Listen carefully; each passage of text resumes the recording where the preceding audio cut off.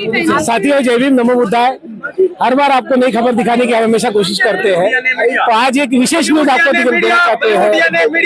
तो एक विशेष न्यूज ये है कि दिल्ली में हम आए और दिल्ली में दो दानदाते हमारे साथ में हैं।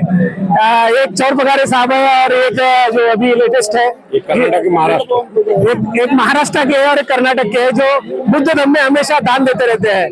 जो चौर पगारे साहब है, इन्होंने कई बुद्ध विहार में बड़े बड़े दान दिए हैं और वहाँ पे मूर्तियां दान दी है और चाहे जो भी चीजों का दान होता है वो दिया है। तो सबसे पहले चौर पगारे साहब आपसे परिचय लेना चाहेंगे, आपका नाम बताइए। सबसे पहले शरद चौरवर बात करें फ्रॉम नागपुर। सबसे पहले मैं आंदोलन वार्ता का धन्यवाद देता हूँ, सजा देता हूँ कि वो लाइव टेलीकास्ट करने की यहाँ महाबोधि विहार जंतर मंतर में आए हैं। सबसे बड़ी तो बहुत बड़ी उपलब्धि है कि वो सबका अच्छा कार्य दिखाने में व्यस्त है। तो सबसे पहले शरद चौरवर मेरा दान परमित है। साथ में मेरे साथ मेरे एक भाई कपिल भाई करके कर्नाटक है, वहाँ भी मेरी पहचान कर्नाटक है, ऑलरेडी उनके साथ है।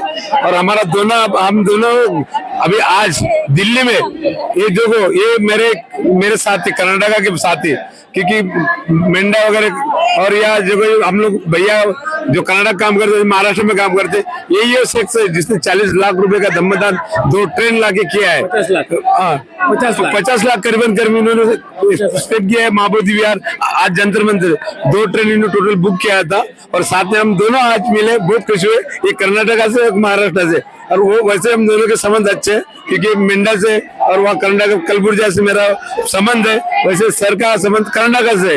तो सर का काम देख के तो मैं तो बहुत खुश हूँ। साथ में साल से मुलाकात हुई, इसलिए कपिल सर का मैं साधुवाद देता हूँ।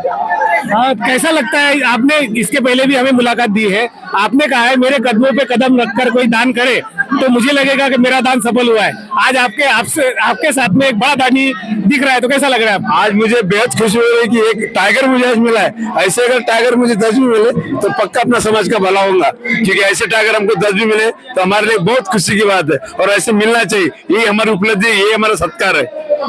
सर एक और आपसे सवाल है, एक महत्वपूर्ण सवाल है कि आप जितना दान करते हैं वैसे आपके साथ में जो व्यक्ति है वो भी दानी है, उनको इतनी खुशी हो रही है आपके जैसे दानी देखकर, तो आपको कैसा लगता है? मुझे और इतना प्रेरणा मिलती है सर, ऐसे जो सीनियर सर ने जो बुद्धविहार के लिए 25 बुद्धविहार के लिए जो मदद किया है, वो आज उनका जो जानकारी लेके मुझे बहुत खुशी हो गई। और ऐसे ही हमारे समाज में बड़े ताकतवर लोग जो है वो इकट्ठा होके समाज को जागृति करना और जो इस मोमेंट को बढ़ावा देना, ये बहुत बड़ी बात है सर। तो मुझे प्रेरणा मिलती है सर इनसे।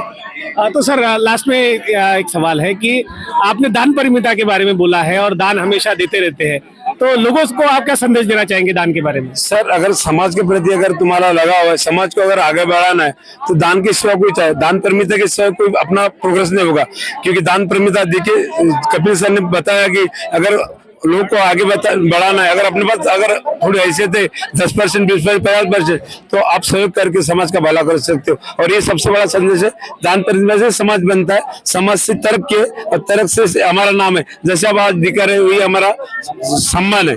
तो सम्मान वैसा नहीं मिलता है, लेकिन सम्मान के लिए कुछ करो, समाज के प्रति कुछ इच्छा रखो और कुछ देने की कोशिश करो, वही हम दान परमिता के बारे में बताते। साधुवाद।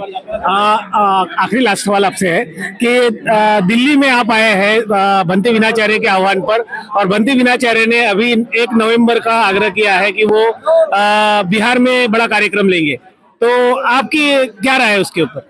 जी सर, मैं बोलता हूँ जो महाबोधि महाविहार बीट एक्ट जो 1949 का जो एक्ट है, इसको रद्द करने के लिए जो बहुत संघर्ष जो हमारे समाज के जो बुद्धिजीवी लोग कर रहे हैं, तो इसके साथ ही साथ एक लड़ाई, आखिरी अस्तित्व की लड़ाई जो है, जो भंते जी विनाचार्य जो लेके जा रहे हैं, इसके लिए हम लोग पूरा बड़े तादाद में पूरा भारत में सभी लोग इसको आंदोलन को क्या है बोले तो सपोर्ट करना चाहिए और ये हासिल करना चाहिए। मैं यहाँ से उम्मीद करता हूँ सर आपसे भी वही सवाल है कि भंते विनाचार्य ने 1 नवंबर को बिहार में आंदोलन लेने का बोला है और फिर उठेंगे नहीं, ऐसा कहा है, तो इस पर आपकी क्या राय है? सर मेरा तो सबसे सर ये भारत देश अपना संविधान देश है। सबसे पहले अगर कोई भी लड़ाई अगर संविधान के तरीके से लड़ाई जाए, अगर अब जंतर मंतर पे हम 1 नवंबर की लड़ाई करें, लेकिन वही अगर सुप्रीम कोर्ट में अगर अपनी पिटीशन अगर बढ़े, अगर कुछ स्तर पे एडवोकेट अगर वहाँ अपन ने जन क्रांति किया और अगर समाज के प्रति और वहाँ आंदोलन किया, तो सबसे बड़े वो अपनी उपलब्धि होंगी, वो अपना सक्सेस होगा। क्योंकि लड़ाई अपन को कानून तरीके से लड़ी जाएंगे, चाहे आप कितना भी कुछ भी करो या आंदोलन करो, कुछ भी करो। ये लोग कानून इतने आसानी से अपने को नहीं, कानून के प्रति अपने को वहाँ संविधान के प्रति अगर अपनी इच्छा है तो अपने को संविधान का मार्ग अपना के और अपना पिटीशन दाखिल करके अपने को लड़ाई जीतनी होगी। क्योंकि मैं विनाचार्य को एक संदेश देना चाहता हूँ कि जैसे आप ये आंदोलन कर रहे वैसे कोर्ट में भी आप पिटीशन दाखिल करें और अच्छा बड़ा वकील हायर करके अपना संघर्ष जारी रखें। हम आपके साथ हैं। तो साथियों, दान परिमिता का महत्व आपने बुद्ध विहार में बुद्ध धम्म में बहुत बड़ा है। दान सभी लोगों को करने के लिए कहा गया है, हर तरीके का दान करने के लिए कहा गया है। साथ ही साथ भंते विनाचार्य ने जो आह्वान किया है उसमें एक विचार बाबा साहब का मेरे मन में आ रहा है कि बाबा साहब ने कहा फ्री में सिर्फ भीख मिलती है, मांगने से भीख मिलती है और छीनने से अधिकार। तो तीन जो साहब ने जो बात कही है कि पिटीशन भी दायर करनी चाहिए।